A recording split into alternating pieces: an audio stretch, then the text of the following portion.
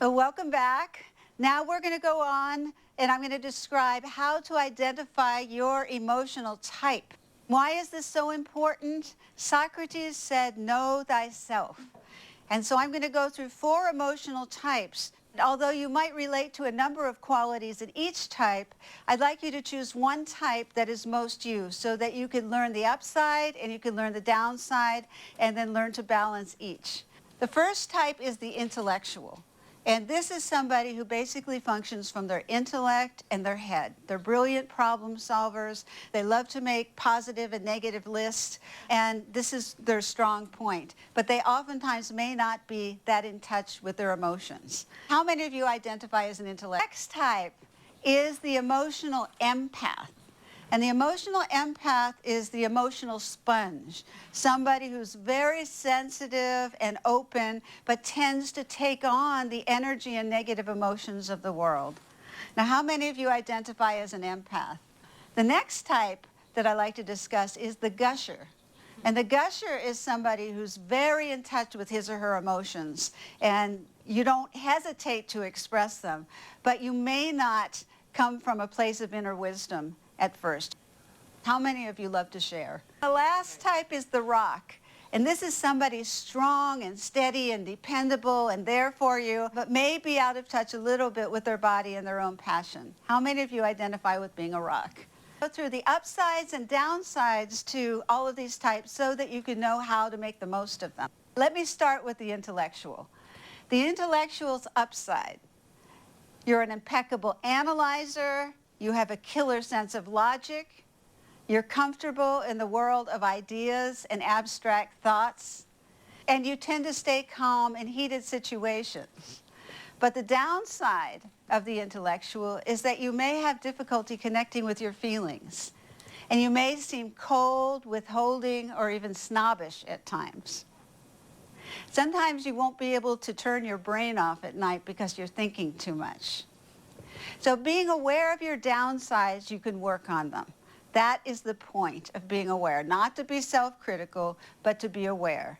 Number 1, if you're with somebody who's very emotional, if your spouse is expressing him or herself, now if you're in an emotional situation, do not go in and try and solve the problem right away. That's what intellectuals do. They love to solve the problem. Instead, I see a number of you nodding. Instead of doing that, when someone is expressing anger or depression or worry, you just simply say, I understand how you're feeling. This will save you a lot of trouble in your relationships because then the person feels heard. All right. The second tip for an intellectual is to really bring more awareness to your bodies. To be aware of your bodies, do exercise, do slow breathing, do yoga, do something that just brings your awareness out of your brilliant mind into your beautiful body. Type is the emotional empath, and this is my type. And since I've been a little girl, I've been an emotional sponge, and I've been able to sense what's going on in the world very acutely in my own body. And I couldn't go into shopping malls and crowded places without getting anxious or depressed or feeling that I was taking on the stress of the people in the shopping malls. And I would go to my mother, who was a physician, and she would say, oh dear, you just don't have a thick enough skin. Oh, now well-meaning mother's comments. The answer is learning how to become calm and centered and not absorb the energy of others. So the up, you have a big heart, and you're very gifted at helping others. Your sensitivity makes you exquisitely passionate and open to the world and the sensual life. It's very important. You're emotionally responsive and you can relate to others. You know how to feel compassionate and put yourself in their shoes, of beautiful quality. But the downside of the emotional empath is that you're prone to depression or anxiety or fatigue because you take everything on into your body. You may have difficulty setting limits or boundaries. And how do you know if you're an emotional empath? Ask yourself these questions. Have I often been labeled as overly sensitive? How many of you have been labeled as, oh, okay, the number of you. Am I emotionally drained by crowds and require a lot of alone time to revive myself? Aha. Yeah, a lot of hands went up fast with that one. Emotional empaths always want to go home. Do my nerves get frayed by noise, smells, or excessive talking? How many of you? And if you're an empath, you have an exquisitely sensitive sense of smell. Do I overeat or binge on carbs to relieve stress? Empaths often do that to deal with negativity or stress. How many of you do that? These are all signs that you are an emotional empath.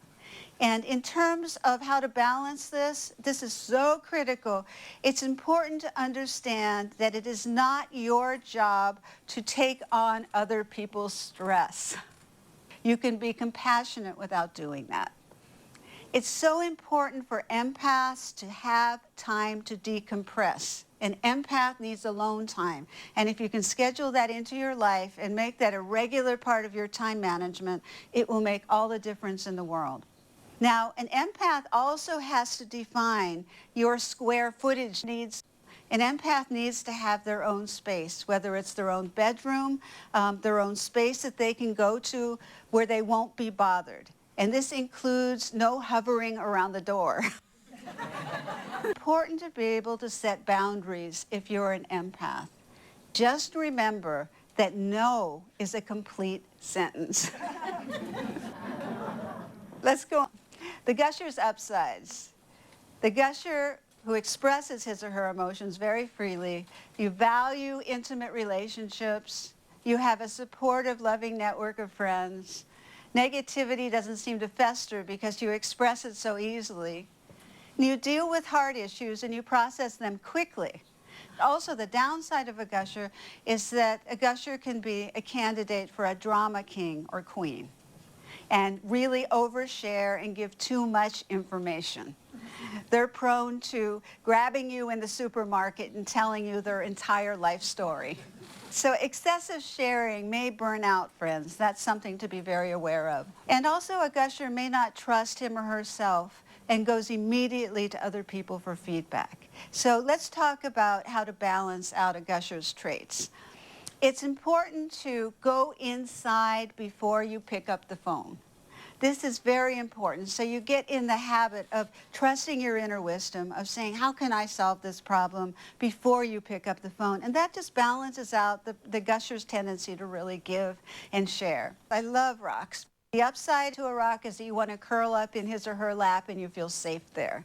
They're strong and dependable and they show up for you. That's the most wonderful quality in a human being, in friendships and relationships, if somebody shows up for you. A rock is a pillar of strength. A rock is consistent and loyal. But the downside of a rock is that he or she may be detached from their own feelings and they may be a little bit boring. And this is always the complaint of the mate, that the rock never expresses his or her feelings. And oftentimes the rock internalizes the stress or avoids conflict rather than confronting difficult issues. The action steps that I would suggest for a rock is to practice giving and receiving, because that's the basis of passion. It's not just one way. And a rock can express one emotion a day just to get in the habit of that. Happy, I'm sad, I'm in love, I'm disappointed. Whatever it is, just get in the habit of identifying that, and that will balance out all of the beautiful traits of the rock.